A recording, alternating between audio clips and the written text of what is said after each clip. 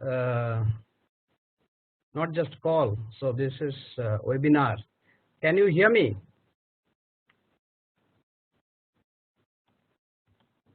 Let me go to chat. Maybe one of you can respond. Yes?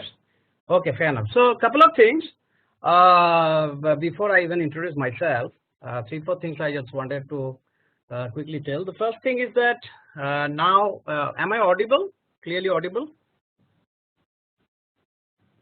Okay, fair enough. So a few things I just wanted to touch upon. First is, I think Vikram, you are on video. So I understand that if the participants are on video, the bandwidth will be an issue. So request all of you to switch off the video. And of course, audio is muted. Second point, I just wanted to make sure that you don't lose, focus. I understand when I'm doing a PPT presentation, if I have to play an embedded video, the video doesn't play directly from the PPT. So I have couple of videos, and I will have to swap back between my presentation and the video. So please hold on when I do the swap. Third is, I understand it's a sad evening for all of us, unless you are out of this country. So in any case, it is morning or evening. So I'll try to finish it as soon as possible, ideally even before 1 hour, which I have planned to have. And when you are, I assume that there will be a situation when you are speaking to me. Please ensure that you unmute yourself, and immediately after you speak, you mute back. And if you think that you need not speak, but you can just communicate over the chat, please do use the chat window. Make sure that you take the option all participants in the chat window rather than panelists and others or host, because sometimes that has a mistake which you do. Okay, fair enough. Can you get going?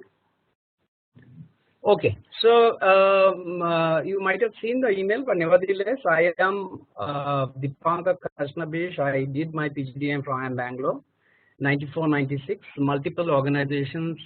At present, for a little over 13 years, I am with Infosys. I'm based out of Bangalore. Design thinking, as you know, is a very interesting perspective which Infosys had embraced a couple of years back. In fact, when we had our new CEO, Vishal Sikka, design thinking has sort of become part of our DNA over the years. We have trained approximately 100,000 plus of the employees, which is more than 50% of the, almost the 50% of the employees. And we are trying to use it not just for client interactions or building solutions for the clients, but also for our internal discussions, internal problem solving, driving our internal thinking. And personally, I feel it is one of the most powerful tools which I have seen in my professional life, and I thought it is good to share a perspective of design thinking on a session like this. A couple of caveats. One is design thinking, if you were aware, or even if you're not aware, by the time we are done, you'll be understanding that it's a very, very interactive. It is actually a process which happens over a period of time in presence of your participants. So, and WebEx is not the best way to communicate what design thinking is. Ideally, we should be doing a physical interaction, but given the constraint, there may be certain gaps which I'll request you at the end to go through certain resources which is available on the net, as well, potentially attend some sessions if you get a chance, and familiarize yourself more of this concept. Second is design thinking is not something which it's not a magic potion. It's not something which is extremely new or innovative or which has not happened. It is a construct in my mind which is takes the best of many of the processes which we have previously used to do any innovative thinking. But yes, it has certain advantages, and I will be covering some of them in the course of the presentation. So I just wanted to share with you a video. The context of this video is that every time you travel in a flight, at the very end you get to hear this air hostess talking about, please don't leave any of your stuff, ensure that you carry your specs and books and all of that. Now, in spite of this announcement, there are cases where we forget stuff that was with us, and maybe we find out it is not with us after quite a while, right after we left the airport. Things like phone and all, which we probably if you are not using it immediately, you will probably move on, and after some time you will be finding it's not with you, and then you will start looking back for it. A lot of inconvenience is caused because of that. And if you can really solve it as an airline, it is something really great. It's a great customer satisfaction. So we there are many ways to solve. Announcement is one. People said that you can put some tag. We always think of technology solutions. Some said that you find out the person before he leaves the airport, or announce on the public address system. But if you think through it, most of it is not foolproof. So how do you design a system which is almost foolproof, which probably succeeds 100% of the time, and you get a very happy customer? So I just picked up one example. Some of you will be probably aware of it, which Lufthansa has used, and just have a look at it.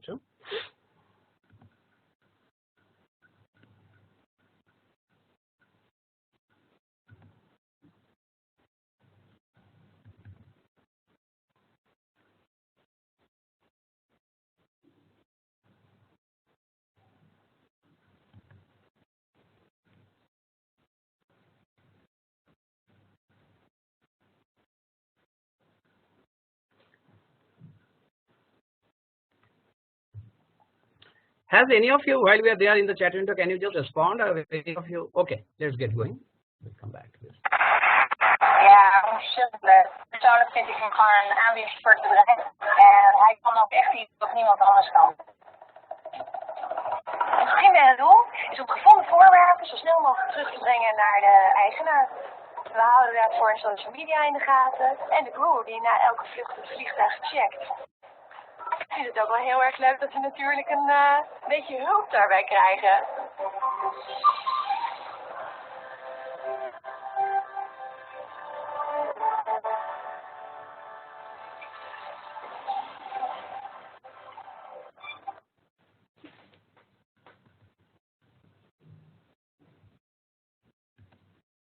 Sorry, for some reason the file stopped playing. Hold on, but I think you have got the drift of the stuff anyway.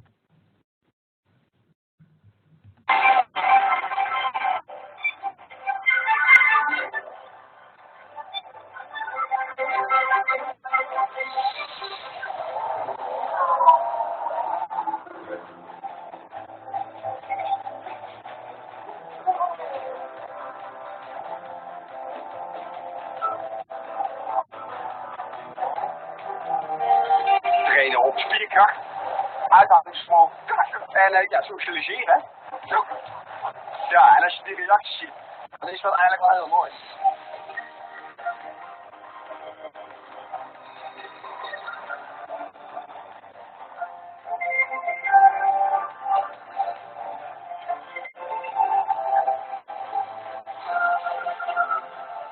Hij komt regelmatig langs, maar ja, ik moet ook eerlijk bekennen, ik verwen dat.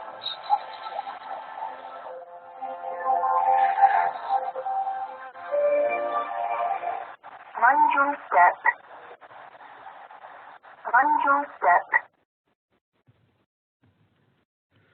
So you can speak out, or you can actually use the chat window to say what you feel. This is very unique solution for sure. What are some of the characteristics of this solution vis-a-vis what we normally do? What are some of the unique things you feel? You can speak also. I think you have to unmute yourself and speak.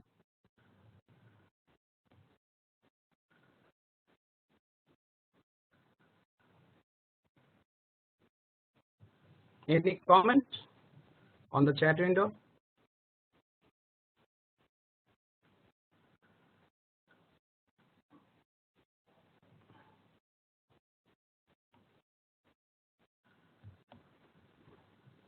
Shushma?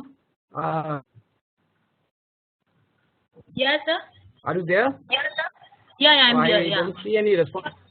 Okay, I didn't see any response from anybody, so I just wondering actually, sir, whether they have to type it in chat window, and other words, yeah, you have to unmute them if you want to listen. Otherwise they can.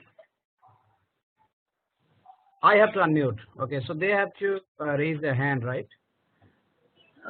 If you want to listen from them, you have the rights to unmute them, or they can send it in chat window. Just ask them to send it in chat window. Sure. Fair enough. So Vivek, can you just switch off your video? It is just popping up time to time. Okay, fair enough. So I was hoping that I'll get to see somebody's hand raised because I don't know who is going to speak. But nevertheless, coming back to this particular thing, yeah, video buffering was an issue. Voice and video not in sync. Video is not very clear, so could not go through well. The video is not very clearly visible. So should I? So looks like nobody could see it. So let me try once more. Let me see whether it is better this. Persoonlijk vind ik een aanbieder voor het bedrijf. En hij kan ook echt iets wat niemand anders kan. Ons primaire doel is om gevonden voorwerpen zo snel mogelijk terug te brengen naar de eigenaar. We houden daarvoor social media in de gaten en de crew die na elke vlucht het vliegtuig checkt. Ik vind het ook wel heel erg leuk dat we natuurlijk een beetje hulp daarbij krijgen.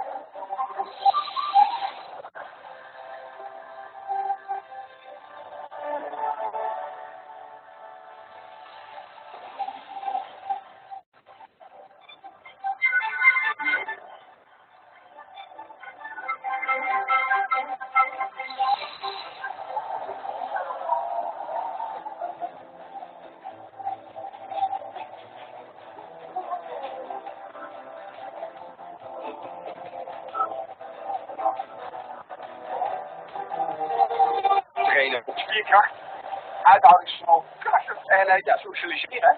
Zo. Ja, en als je die reacties ziet, dan is dat eigenlijk wel heel mooi.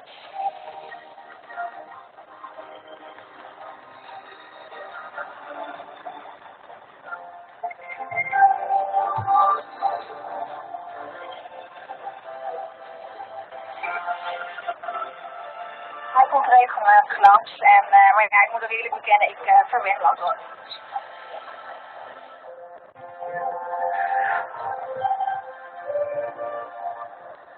Mind your step. Mind your step. Okay. So I think video will not play. So I had a couple of videos. I will avoid that then. Not an issue.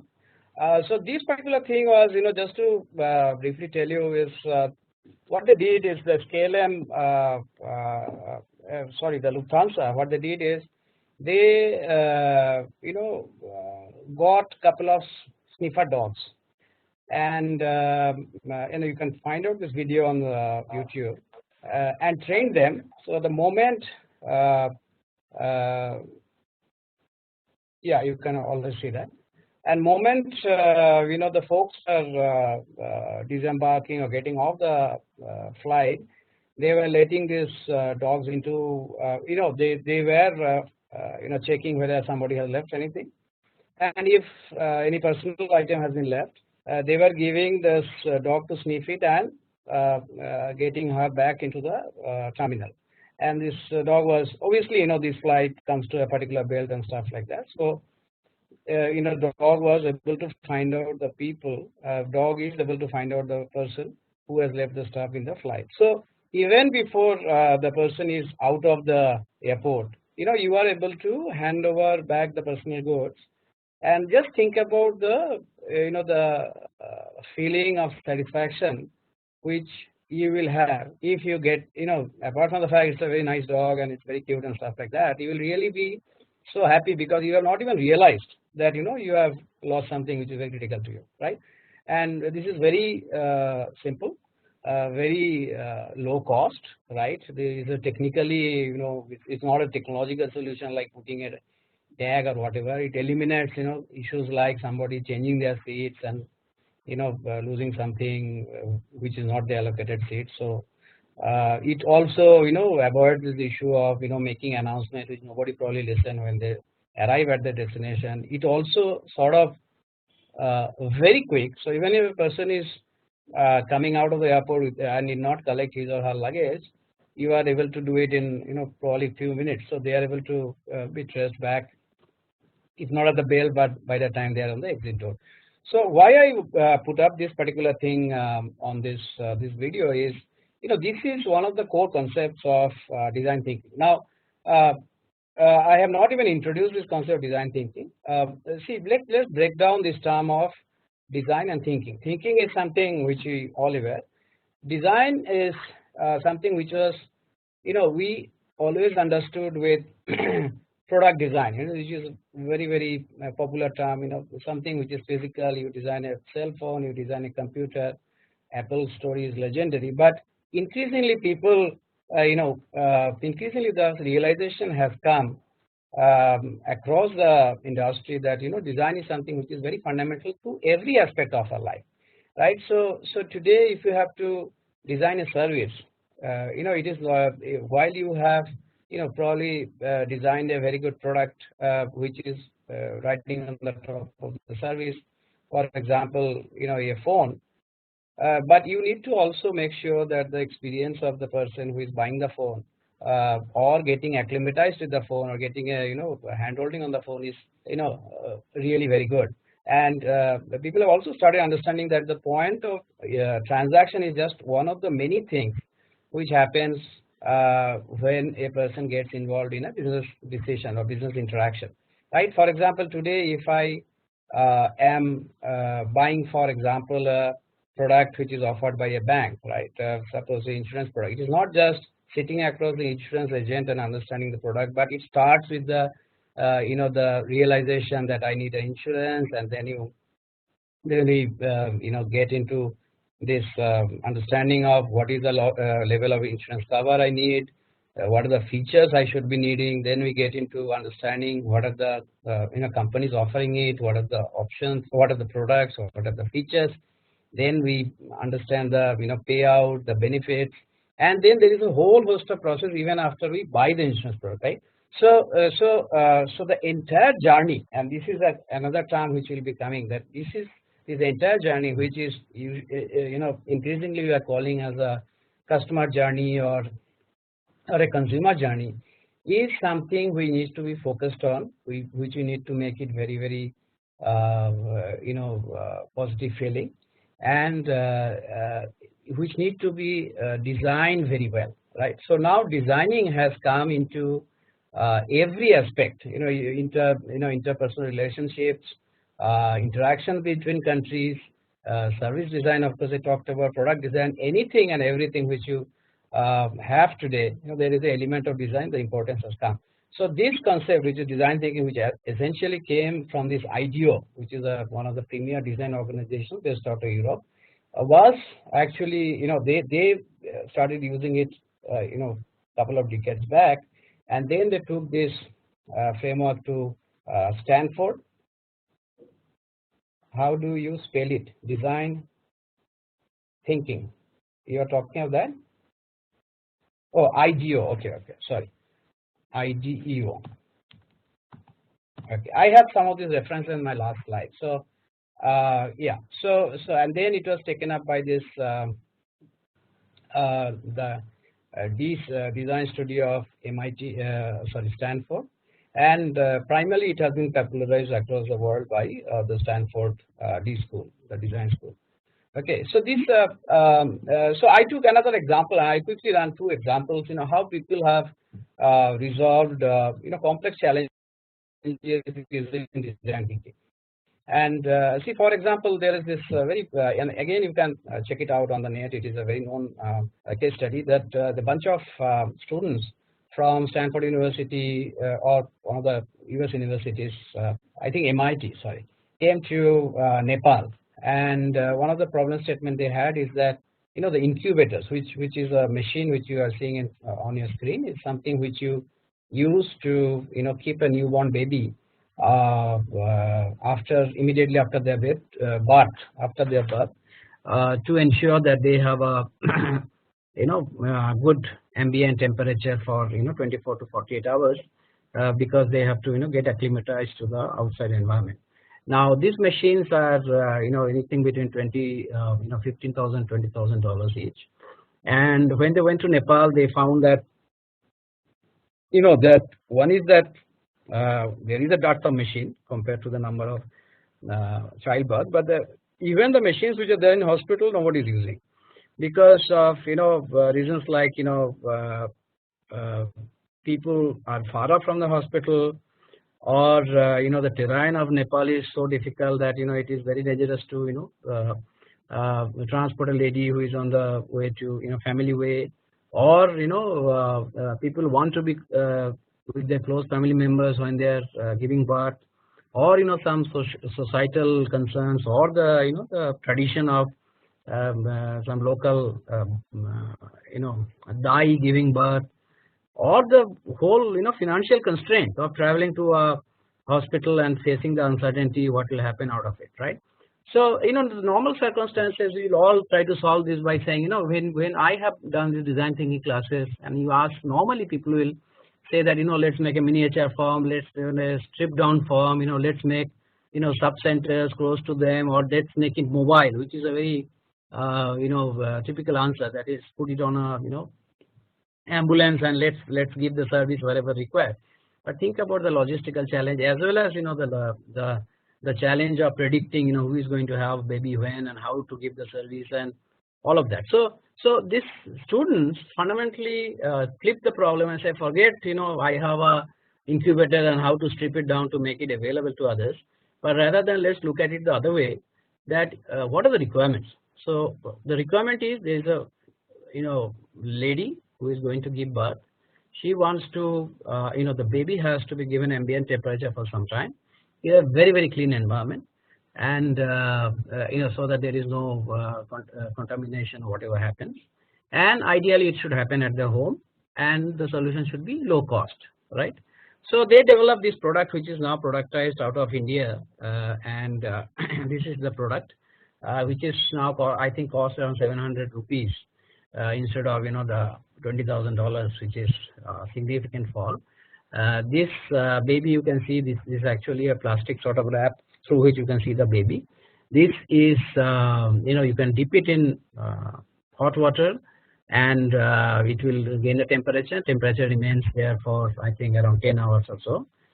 So it can you don't need electricity supply or whatever, and you are getting the obviously the same comfort and all of it at your home, and you are also cleaning it every time you are dipping it in hot water, and it can even be reused, like it can be given to the neighbor or whatever, or another child in the family, right? And you drastically bring down the cost. Now India has adopted big way, and our Anganwadi workers are actually being given it as a kit, right, which was not possible before. So what happened here is, and if you look at the previous, and that is a very, very important component of design thinking, probably the most important component, is that instead of trying to solve the problem from the solution mindset, see, normally even whenever somebody comes to you and me, first thing we say is that I have a problem, I have a solution for you. Let me tell you what you should do, right? So more often than not, we don't really get into understanding the full picture or the paradigm or the story behind the story, of whatever you call it, right? So these people, I think the one big change they did is that instead of getting into how do I strip down the product and make it cheaper, they essentially got into who is my end customer, try to understand their problem and what is that they need, and if the need can be fulfilled by something else altogether, let us do that, right? The same way, this another example, this I'll be, so if instead of how do I design a cheaper incubator, they essentially moved to how do you ensure babies are kept warm, right? So this brings the two important building blocks of design thinking. First is what we call empathy, right? So empathy, we always say, getting into somebody else's shoes, but empathy is something, if you do a design thinking session, with your clients or anybody will find it extremely difficult, because by nature we are problem solvers.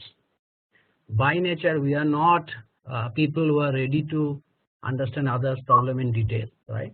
So so the first building block, and we'll quickly get into that, is how do you empathize with your customer, as you may say. And second point is, after you empathize, how do you define the problem? Okay, so Vinita says she is not able to see the slides. What about others?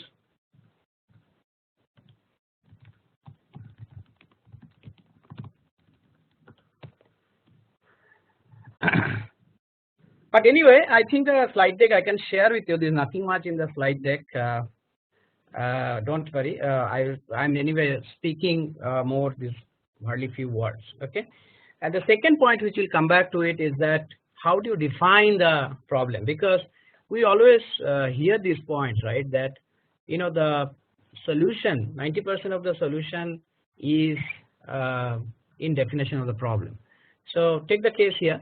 What was the problem statement? If I would have given the problem statement that let's make this incubator for $100, that would have been a very different problem statement. Probably we could not have ever solved it. Then getting a problem statement that how do I keep the baby warm for 48 hours in a low cost environment which is not contaminating, and ideally at the patient's, ideally at the mother's home, right? So because the problem has been defined in a different way, the solution has been revolutionary, significantly different. So let me just give you another example. This is again, is a very interesting case. So I'll skip this human-centered design. Most of it I talked about. So this is a MRI, and if any of you have done MRI, you will know. Otherwise, also you will know that MRI is a very very scary experience to go with, right? And in fact, yesterday only I was reading an article. A huge study has been done. How to make MRI more comfortable to people, right? So MRI is one side, is a very expensive device. It is a life-saving device. You can't afford to say no to it if the doctor recommends. But once if it is a closed environment, and if somebody has claustrophobia, and many of us don't even know that claustrophobia, we have claustrophobia. It is, I have not felt it myself because I have not done it, but many people have told me that they feel like they are choking to death, right? Now this is a very interesting thing that the gentleman who designed MRI is a G engineer called Dow. You can again see his. I'm just writing his name, GE. You can see all of this in the net if you wish to. He once went to one of the hospitals, and he found that there's a small kid who came, and the moment they put her inside, she started crying uncontrollably. And so what they did is, after some time they brought her out and they sedated her. Okay, made her anesthesia and did it. And after that he asked the technician, what percentage of kids are sedated. They said that it's 80%. So he felt very sad, right? That he felt that I have created something so such a revolutionary product, and I felt it is saving life, but it is making life tough for so many people, especially the kids. So he went back and he started thinking. Now look at the constraints. As I said, MRI is you have to do because it's life and death situation, right? Second is whatever this you can think of. I'll put new music, or I'll put new movies inside and all, but it's electromagnetic environment which is highly sensitive to any external interference. So you cannot change the the inside, or you put some additional electromagnetic signal which will interfere with your results, right? Third is MRI is a very expensive machine. Typically in Indian context it costs 5 to 10 crores, and so you cannot replace it, you cannot junk it, and it has taken decades of R&D to arrive at this machine. So you cannot replace it tomorrow. So what can be done? That was the question. So interesting. It is a very interesting way to think through. If you are not aware of the solution, but you can so what we did is, he suggested that let's create this MRI, the entire environment, into a sort of a sort of a cartoon, sort of cartoon, activity-based cartoon. So the technicians started dressing up as some characters, and they will come and they receive the kid, tell them a story, and there other characters will build on the story, and ultimately there will be a section in the story where it will be told that something is going to happen. You have to keep quiet and keep your eyes closed and lie down for some 20 minutes. And if you sort of open the eyes, all the charm will be gone, right? And then the kid is put in and then come out, and then she gets the award because she had been quiet for all the time, right? So if you look at it again, this is, instead of looking at how do I change the MRI machine or put some new device or change it or junk it or live with it because you can't do anything about it, this whole thing moved into how do I change the mind? Fundamentally, of course, it is scary for everybody, but for at least the kids, how do I change it so that they are the experience is beautiful and it's not scary, and they don't fear to come back again if there's a necessity. So problem statement became how do I make the MRI a pleasant experience for the kids without adding a lot of cost and changing the core functionality of the machine, right? So again, understanding the the customer, the empathy, really getting into their shoes and understanding what is their pain and defining the problem statement very clearly. Okay, so I will spend a minute or two. I'm halfway into it. If any of you has any, okay, if any of you have any question, you can just put a note out here in the chat box. So first step, as I said, is empathize. Second is define. And once you define the problem, now if you look at many problems, and you can apply it in everywhere. For example, if you are in any of the metros today in India, one of the challenges is traffic. And if you ask what should be solved, if you go to the government, they'll be saying, oh, there should be less cars on the road.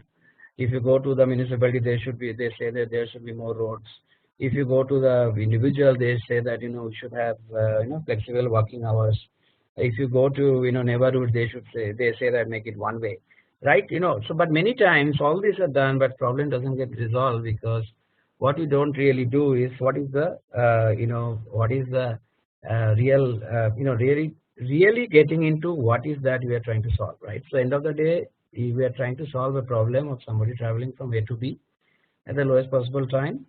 With the maximum comfort and lowest possible cost, right? So once you do that, what we really need to do, and this is another difference between DT and other things, is that we do something called ideation, right? We bring people to the table, and here you need not really bring experts. Ideally, you should not be outdone by experts. You bring ordinary people.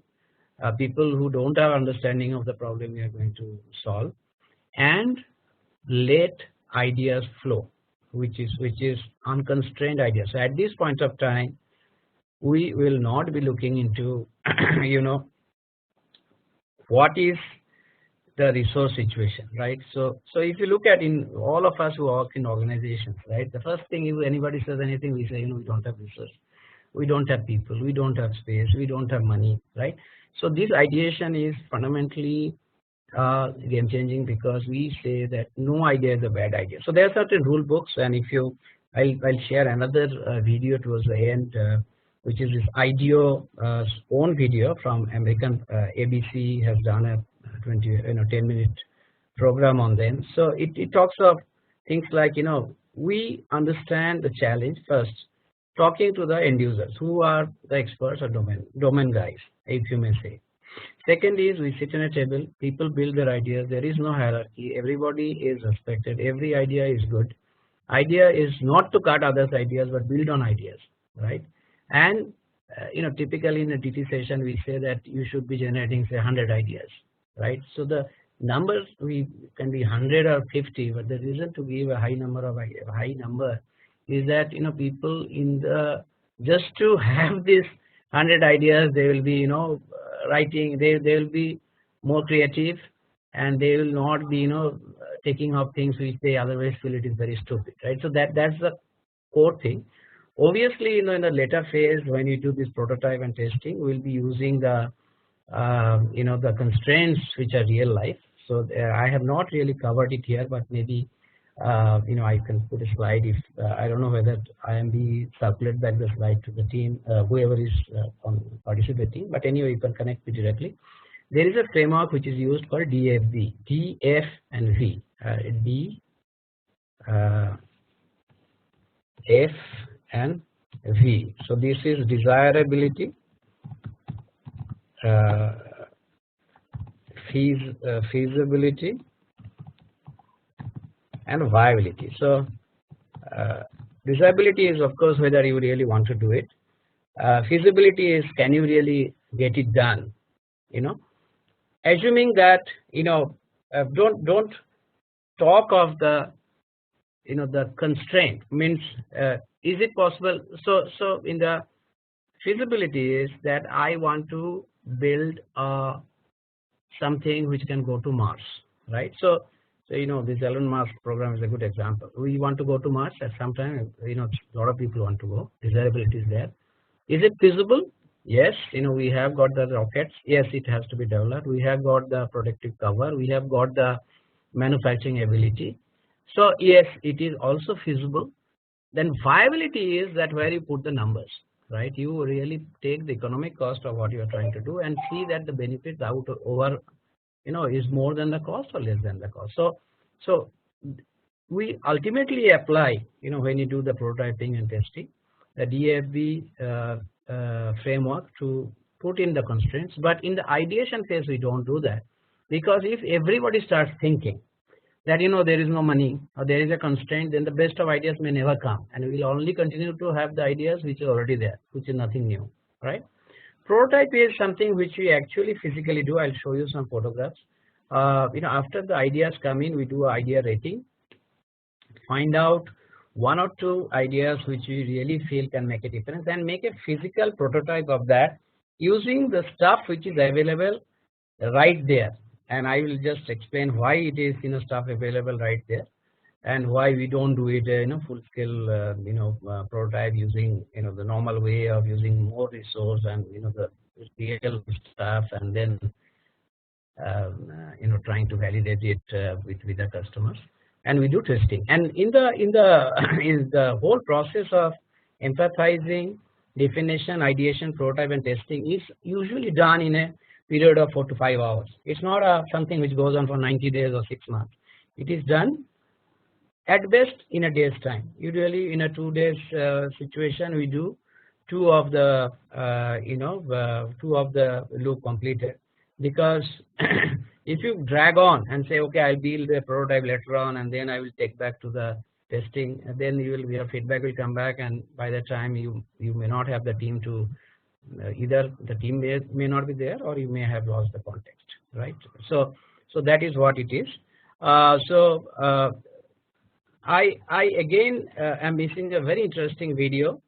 So this is the company we are talking of, right? The CEO Tim Brown he has a book actually, and this is the definition, this sort of outline he has given. He is considered the father of design thinking. Now I have a very interesting video which I am not able to show to you,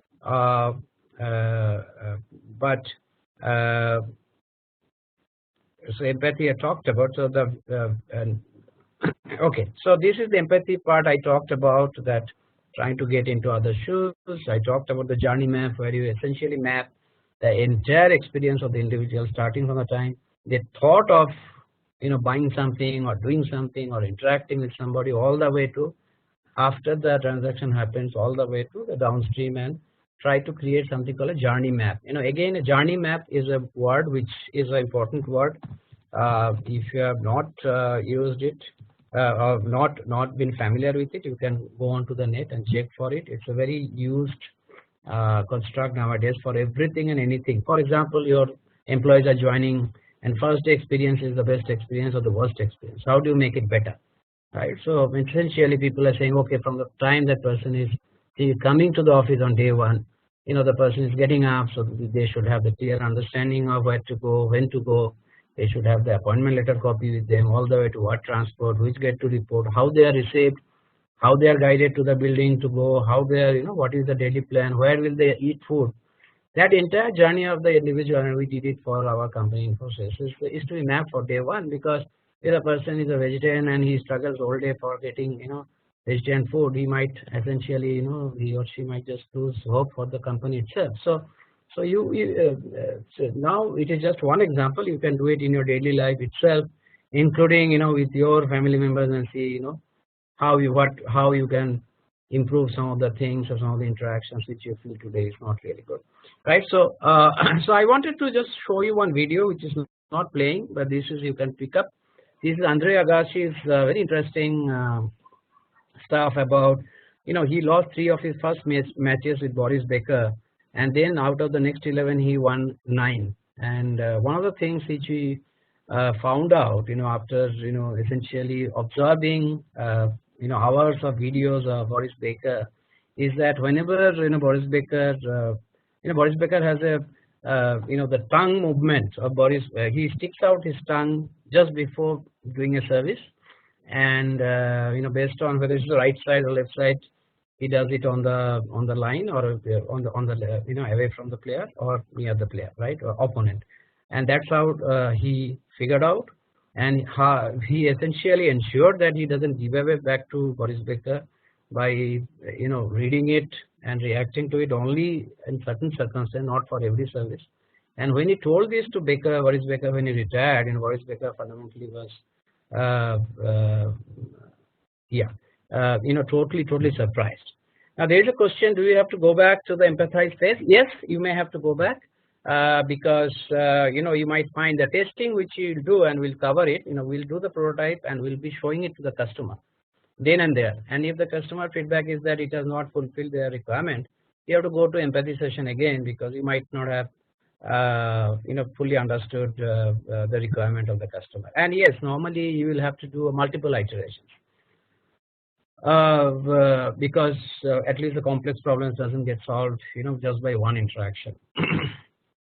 So this is the definition of the problem. There are certain standard statements. I will not get into it. Typically when you do a session, you actually define it by saying that it will be game.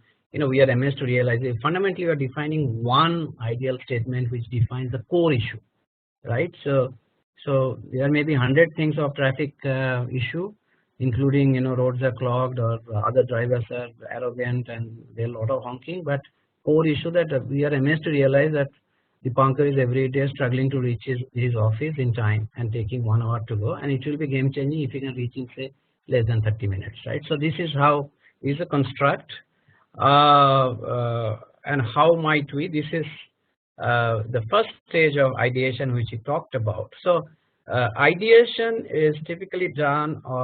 Everybody brings in 10 ideas. Right? If it's a group of 5. Everybody gets 10 to 20 ideas. It is put on the the boards like this. This is typical ideation output. You put this post-its, and then people stand up and say, "This is my idea," and explain, read out where there is explanation required. You do that. That is on the left side, and then on the right side, if you see, these ideas have now been rated on these 3 things. Desirability. Okay, somebody says that how that AI is impacting design thinking. Okay, we'll come to that. I think, yeah, interesting question. I don't have an answer, but coming back to this. So if you see the right one, then each of the individuals are expected to rate all the ideas from this 3 dimension: desirability, feasibility, and viability. So if it see one case, you might say the pollution is how do it will be game. We are amazed to realize that the people in Bangalore find the air very polluted. It will be game changing if we can get pristine air through the day. And then somebody writes that one idea is to minimize the vehicular movement, or everybody travels by private sector. Sorry, public transport. Or somebody might say every transport which is private should be non-motorized, right? Desirability may be very high. Feasibility also is somewhere probably in between, because then either you have to give everybody a cycle or people have to buy, and viability is probably very low, because one is the cost, and if other is, if 8 million or at least 4 million people come out on the road with their cycles, it is not viable at all, right, economically and socially, right? So then you aggregate that and you probably look at one or two top ideas, for which there is this very important stage which is the prototyping. Now this is a typical prototype. Okay, so if you look at this slide which I am on right now, it is a prototype which is asked to be, and this is very interesting because it looks very funny right now, probably to you guys, but it is like, the people are given 5-6 things, some sort of some cups and dishes and this clay and some straw and newspaper, and then they are given the freedom to probably take up anything in the room which is available and which is probably not going to destroy anyway the room per se, and use them to create a physical or a visual representation of their idea, okay, the solution idea. So this is an example. The next one, and these two, for example. So this one, for example, this is inventory management, and they talked about inventory management should have a central database. It should have, this is one of the clients for us in Starlight, which it did for, and there should be a real-time data flow, and there should be empowering of addressing the, what is that, of energy delivery. Okay, this I am not able to recollect, but nevertheless, it is fundamentally a physical structure which has been created for the head office. So when you look at it, you get a sense of how the solution is going to work out and what are the sort of resources you have to bring in. Now this is the first level, and then obviously you have to put a cost to it and check it vis-a-vis the benefits. But this is a very, very important thing. Why people are there? So I want to address this. So why we are saying that we will be building it? Why a physical prototype first? Two reasons. One is, once you do it physical prototype, your thoughts become refined. You actually get to see a sense of how things are moving. If you see both of these, there are a lot of arrows, which means that how the data is moving, or how the people are moving, or how the resources are moving. Second is, it is something which you can present to your customers, and that is the immediate next step, by saying this is my idea and this is what I want to do. Okay, why it is being done with available resources? Because if you really look for the right resource, like for example, if you have to, instead of if you see this left side, if you are having this straws which are like your plants or something like that, then a green corridor, whatever you can say. If you really have to do something, a scale model or actual physical model, you will have to wait.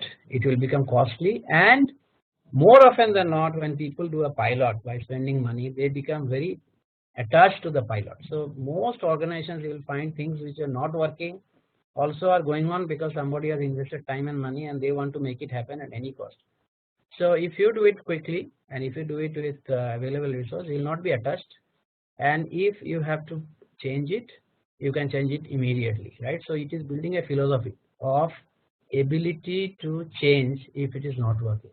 Also, it brings a philosophy that there are enough resources around us. See, the whole mindset of we don't have things so we can't do is actually challenged here. So the idea is for us to look around and see and find resources. See, if you look at even my organization, most of the time you'll find people say, oh, I don't have people who know artificial intelligence, as somebody has written already, or I don't have people who knows Java, I don't have people who don't know SAP. And if you go to a manufacturing plant, they will say I don't have components, I don't have suppliers. So this thing is essentially challenging that concept of resource constraint to resource abundance. Why don't we look at resource in what is present around us rather than looking for things which we don't have, right? And the next stage is, which is sort of shared with the clients. The empathy session started with So what we do typically is that empathy is done with the people who are looking for a solution, and then based on empathy, the team which is going to solve does this definition. Then they present once to the team who has brought the problem to say this is how I am defining a problem. Does it make sense? Then they make the problem solvers do the ideation. Then they using the DFD framework, they do the prioritization. Then again it is shown back to the customers saying that this is idea we are going to work on, 1 or 2 ideas, do you think it makes sense? And the customers are saying fine, it makes sense, or there may be some refinement and all that happens. Then they build the prototype, show it to the customer. So this is a presentation which is being done to the customers for whom we are solving the problem, and say this is the broad contour of the solution. And if it works, it works. It doesn't work, yes. The question is that yes, we'll go back and we'll again do the empathy, because probably we have not even understood the entire problem or there are certain gaps, right? So the circle will be the iteration that will happen couple of times. I am done with my presentation per se. I had one more link which I will one of you can check, Iadc IDO. I think if you can post it, it will be there. Somebody asked me recent digital trend AI impacting design thinking. Now, this is where this is my answer. I have limited understanding of AI to comment, but design is something which is upstream process. Design thinking. Design thinking is fundamentally to define your problem in a way which incorporates understanding of the customer's pain points or emotions or whatever you call it the best way. Okay. Now, so design thinking is the upstream process. Now, when you are suppose your solution comes that we should have a, say for example, there is this credit card fraud, and somebody says one of the ways to do it is to create a high performance compute environment, and we'll be using artificial intelligence, which will fundamentally gain intelligence over a period of time incrementally to find out patterns and identify people who are not just credit card frauds, which you already know, but looking at their behavior, we can predict who will become credit card frauds in future, right?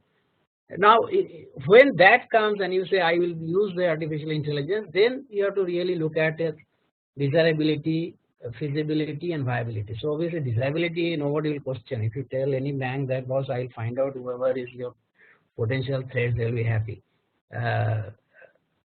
Feasibility is, do you have that level of competence, or is that technology already available? If it is not available, still being developed, how much time it take, and does it going to address my solution right now, because that is a challenge right here and now. Viability is of course the cost part. So I can only look at that way. I think yeah, there is nothing in my screen to show, so it is blank. Yeah. This is the resource you can write down while I speak. Now, so that is so AI in my mind is a downstream thing which will be required to once we come up with a problem definition, ideation, and we are trying to build a prototype. The prototype can have a physical or a digital inner component, and AI can be one of that. And obviously, it has to go through the DFD framework to see whether it is viable or not, whether it makes sense or not. Now, the other question I have is what is the relation between Agash's video and DT? Yeah. So one of the things which he said is, if you recollect, we said that getting into somebody else's, so there is no direct relationship, but it is an example of keen observation of your client. So in this case, obviously, if Agashi would have gone and told Boris Becker that I want to defeat you and I want to sit and do an empathy session with you, it was not feasible. Which is probably so what he did is that instead of that he tried to essentially look at his, if you may if I may loosely use the word, the customer journey. So what does Boris Becker do from the time he takes out the ball from his pocket to bounce it twice to the time when he throws it up and hits it with the racket, and then what he is doing really, right? So this is a very common technique everybody use, for bowlers, for footballers and all, and he did that. He essentially mapped the emotional and physical journey of Boris Becker from the time he starts preparing to serve to the time he serves, right? And based on that, he resolved it.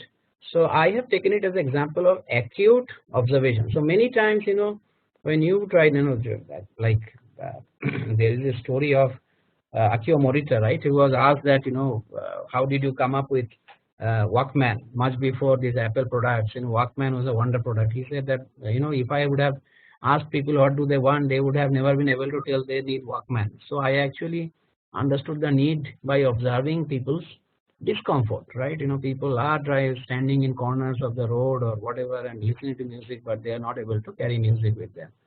Same way, many a times empathy may not necessarily be something which you do physically with people. For example, if you have to design something for the kids, toy companies, right? They cannot get a lot of feedback from the kids, so you have to essentially do the observation, very intent observation, which is also empathizing with the individual in a way, right? Because you are trying to get into their lives.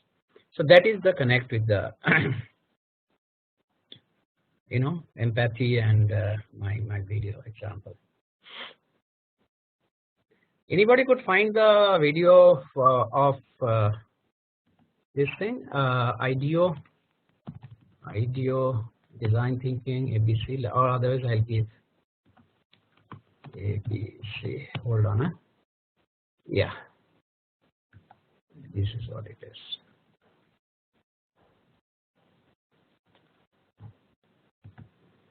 So I'm done with my stuff. I just want to take maybe a minute just to tell you the summary, the things which I have been telling all through.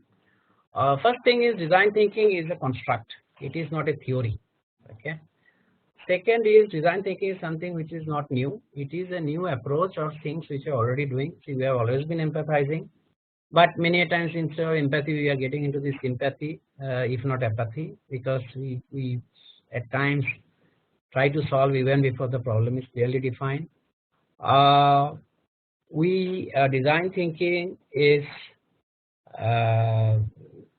in terms of history, IDEO is a creator of design thinking as a concept, has adopted first, then MIT D school has done it, design school has done propagation, and now widely accepted, including a lot of organizations, not just Infosys, but tons of organizations in India itself. A lot of social organizations are using it because of the the obvious advantages it has.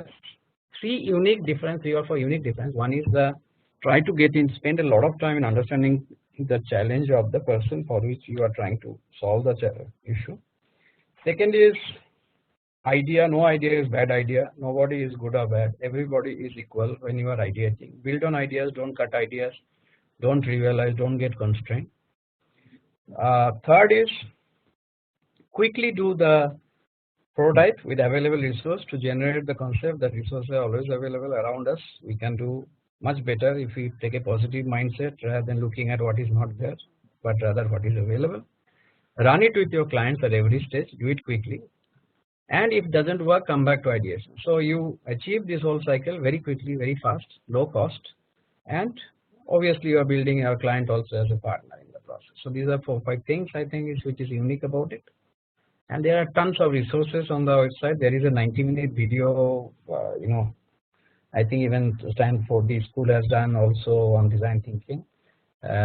So you can, I have not personally seen that, but I'm sure it will be very good. So look at that and start using it. We have got one situation where one person said, I'm using it at home because I'm not able to spend my time with, I'm newly married, I'm not spending much time with my family, and my boss is very demanding. So I'm using design thinking, and he came back after 2 weeks and say, I have got some good results. So I'm sure it can be used in everyday life. Any questions? We have a couple of minutes. I can take it. Any other thing? If any of you want to reach me, you're most welcome. I have given my contact details here.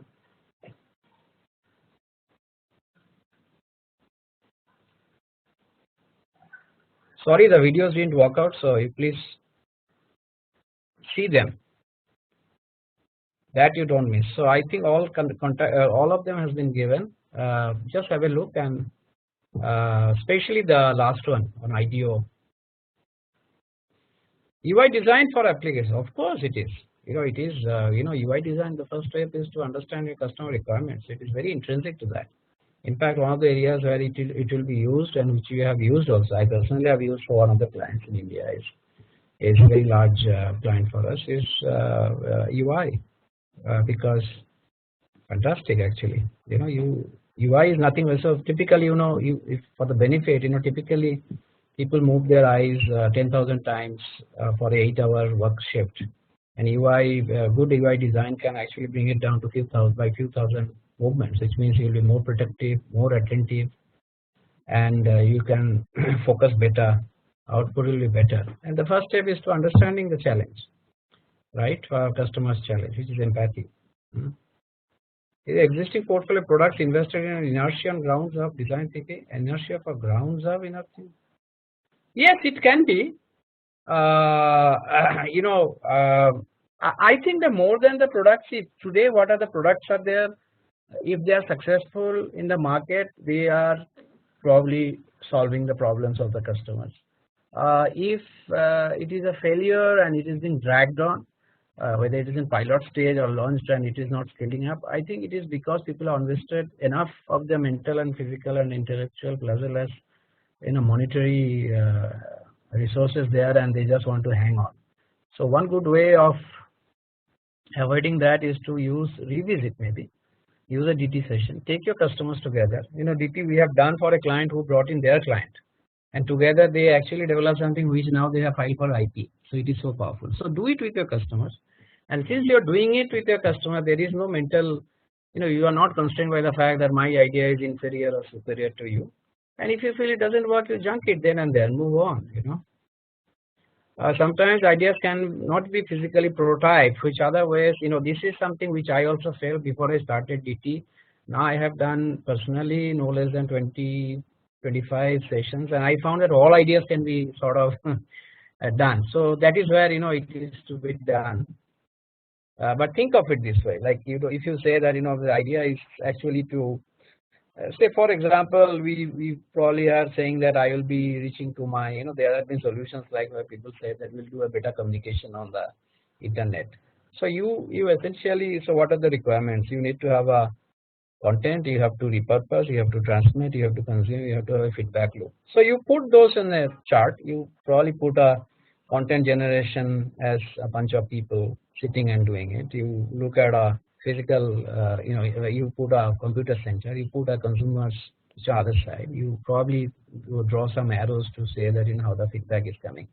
So yes, it is not exactly how it will be, but you will get to see that yes, I need resource in terms of people, I need resource in terms of office, I need resource in terms of compute power, I need resource in terms of content, I need a feedback loop, and then you can present it, and then ultimately go on, and if the customer say, yeah, this is exactly what I'm looking for, how much does it cost? You say there is a price point, and probably you can move forward.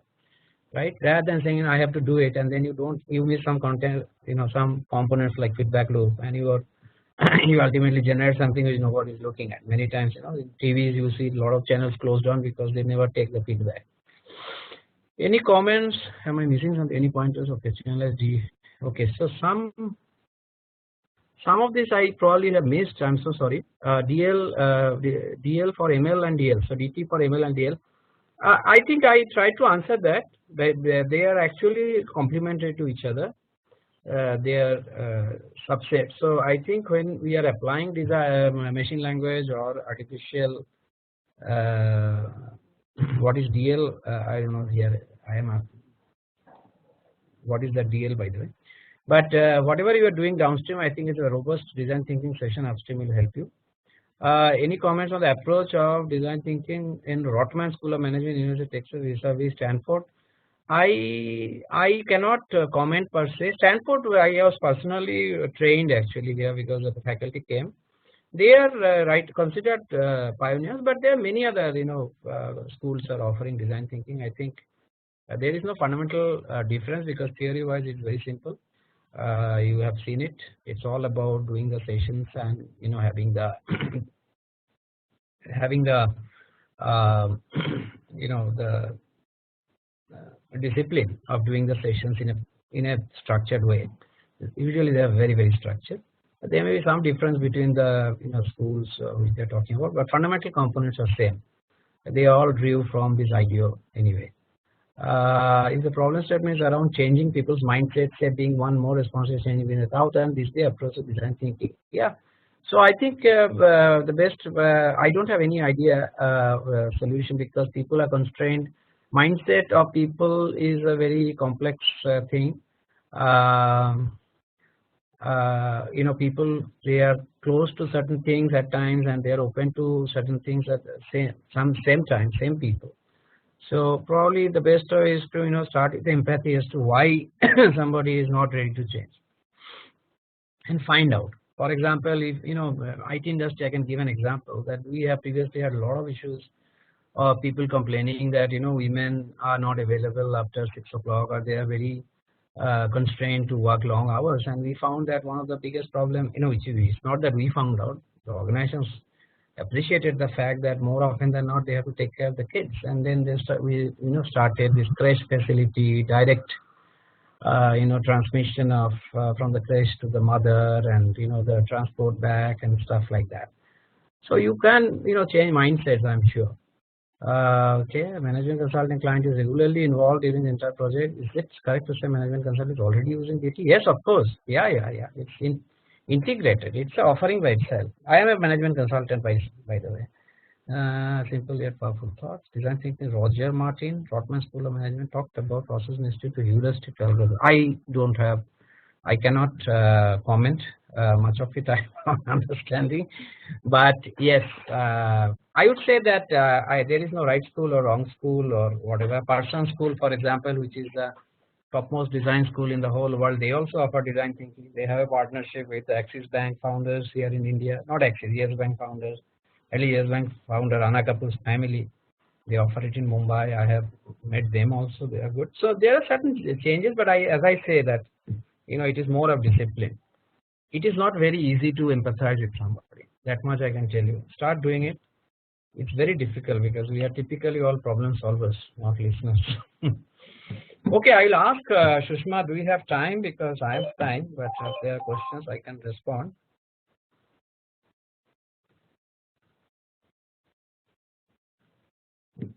Or do we close? Or Sushma, are you there?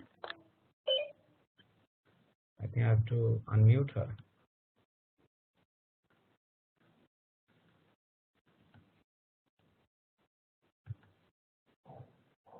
Oh, she not there.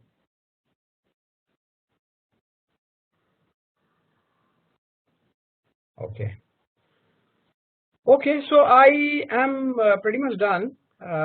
If I'll go back to my chat window and see.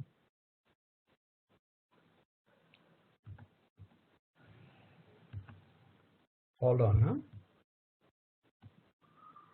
Okay, yeah, PPT I'll give, not an issue. I'll give it to Sushma. Any other questions? Some of you can write to me. We can deliberate. Some of these are, I think, evolving. I am also keen to understand it better. So if Rotman, I'll find out this Roger Martin's thinking. I'm not aware of that. So I'll also see that AI and DT or machine language integration better. How do we improve existing product portfolio? Yes, DT can be used, but I think there is a resistance, as somebody said, and I think organization has to wake up. It is still about new offerings, not so much about looking at the current portfolio.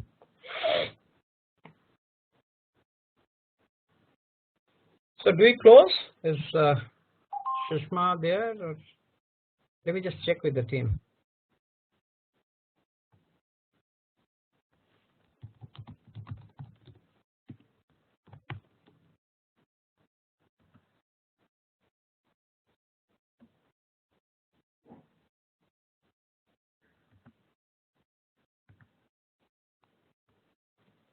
Okay, thank you so much. I think I will get going, and maybe Shushma has gone off.